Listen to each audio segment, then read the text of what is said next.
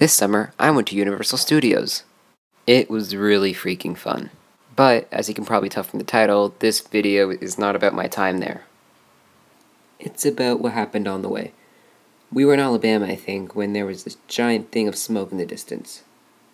My mom and I were driving in a different car than my dad.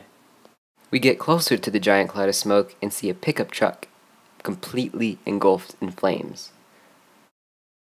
Looking back, I totally should have gotten a video of it, but I was kinda in shock that there was a truck that was completely on fire. My mom, who was driving, was contemplating whether we should go through or stop. Before she could make her decision, my dad just drives through. You know how parents are always asking, if your friends all jumped off a cliff, would you? Apparently my mom would.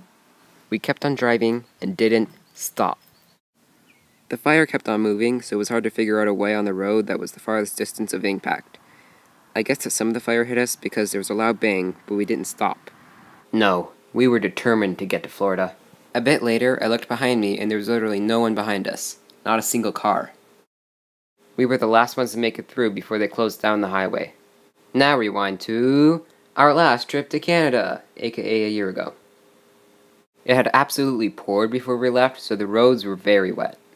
But those roads were nothing compared to what we saw outside of Hannibal, which is right on the border of Missouri and Illinois.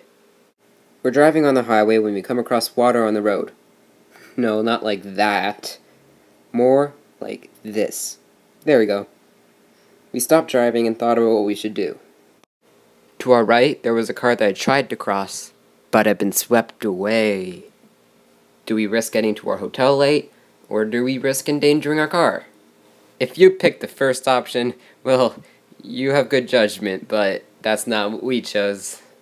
Somehow, we made it across without suffering the same fate as the other car.